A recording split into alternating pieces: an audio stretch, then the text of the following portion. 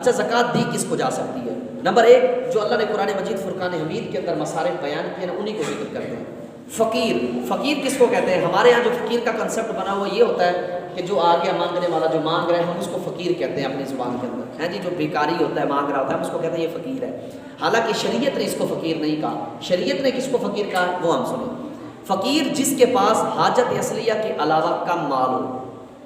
حاجت اصلیہ سے بھی کم مال ہو، جس کو ضرورت سے بھی جس کے پاس کم مال ہو اس کو فقیر کہا جاتا ہے۔ تو یہ اب ڈھونڈنا پڑتا ہے، تصدیق کرنی پڑتی ہے کہ کون ہے۔ اسی طرح نمبر دو، مسکین جس کے پاس کچھ بھی نہ ہو، مسکین اس کو کہتے ہیں کہ جس کے پاس کچھ بھی نہ ہو، حتیٰ کہ ایک وقت کا کھانا بھی اس کے پاس نہ ہو، اس کو مسکین کہا جاتا ہے۔ نمبر تین، عامل،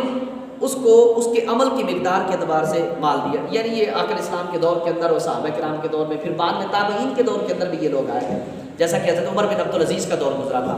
تو اس دور کے اندر یہ عاملین یعنی زکوٰۃ جمع کرنے والے جو لوگ ہوتے تھے، پھر ان کو بھی اسی میں سے تنخواہ ان کی دے دی جاتی تھی، ان کی مزدوری دی جاتی تھی۔ لیکن فی زمانہ میرے خیال میں اس طرح کا نہیں ہے کوئی سسٹم۔ اچھا، اس کے بعد ہے مکاتب غلام۔ مکاتب غلام ایسا ہوتا ہے کہ جس کو اس کے آقا نے کہا ہو کہ تم اتنے پیسے مجھے دے دو میں تمہیں آزاد کر دوں گا، تو ایسا شخص بھی، مطلب اب ہمارے دور کے اندر غلام تو نہیں پائے جاتے، لیکن ایک بات جو میں نے نوٹ کی ہے، جو میرے علم کے اندر آئی ہے وہ بات پائی جاتی ہے، جو زمیندار ہوتے ہیں ان کے پاس لوگ کام کرنے کے لیے آتے ہیں،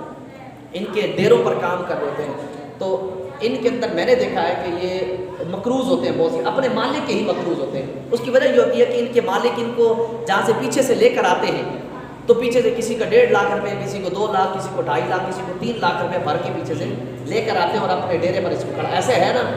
ہمارے علاقوں کے اندر، ایسا ہے کہ یہ بات باہر سے خرید، کئی علاقوں کے اندر ہے، یہ باہر سے ان کو خرید کر آتے ہیں اور اپنی فصلوں کے اندر کام کاج کے لیے ان کو نوکر رکھ لیتے ہیں، وہ مطلب جانوروں کی بھی دیکھ بھال کرتے ہیں، تو وہ مقروض ہی رہتے ہیں ساری زندگی۔ اگر انہوں نے یہاں سے کسی اور کے پاس جانا ہے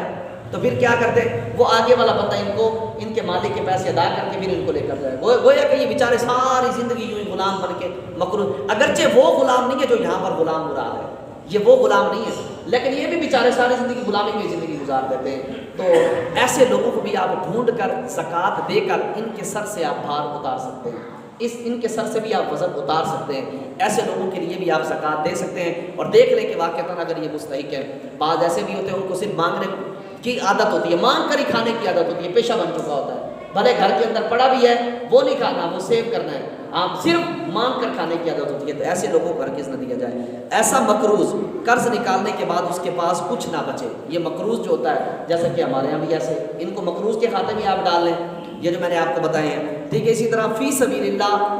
اپنا مجاہد جو ہوتا ہے اللہ کی راہ میں جہاد کرنے والا، ابھی فی سبیل اللہ چونکہ جہاد فرض نہیں ہے، علماء نے اس میں کوئی فتویٰ بھی نہیں دیا، تو لہٰذا ایسے لوگ بھی نہیں ہوتے، اگر آپ سے کوئی جہاد کے نام پر لے کر جاتے ہیں تو مہربانی کیا کریں ایسے لوگوں کو نہ دیا کریں۔ مسافر، یعنی ایسا مسافر جس کا مال اس کے ملک میں ہو اس کے پاس نہ ہو۔ بعض دفعہ ایسا ہوتا ہے کہ لوگ واقعتاً حقیقتاً ایسے ہوتے ہیں، جی ہمارے پاس جو ہے وہ مال کسی نے چھین لیا ہے یا ہماری جیب کٹ گئی ہے، اور آج تو ایسا ایک ٹرینڈ بھی بن چکا ہے، لوگ ایسے ہوتے ہیں روڈوں پہ کھڑے ہوتے ہیں، روک دیتے ہیں، وہ جی ہم سفر پر جا رہے تھے، پیسے نہیں ہیں تو پیٹرول ختم ہو گیا ہے، آپ ان سے کہنا آپ کو پیٹرول ڈلوا کے دیتے، نہیں ڈلوائیں گے، پیٹرول نہیں ڈلوائیں، وہ کہیں گے نہیں آپ ہمیں پیسے دے دیں، تو صاف پتہ چلتا ہے کہ یہ مانگنے والے ان کی عادت ہے یہ مانگنا۔ اور بعض لوگ ایسے آ جاتے ہیں، جی میرا گھر جو ہے فلاں جگہ پر ہے اور میری جیب کٹ گئی ہے، دیکھیں میرے ساتھ چھوٹے چھوٹے بچے ہیں، فیملی لے کر گھوم رہے ہیں، تو میں مانگنے والا نہیں ہوں، مہربانی کریں تو مجھے نہ کچھ پیسے دے دیں، میں آپ کو اگر آپ کہیں گے تو میں آپ کو بھجوا دوں گا۔ اب بندہ 100-200 دے کر، اب بندہ یہ نہیں سوچتا کہ یار کون سا مجھے واپس بھجوا دینا،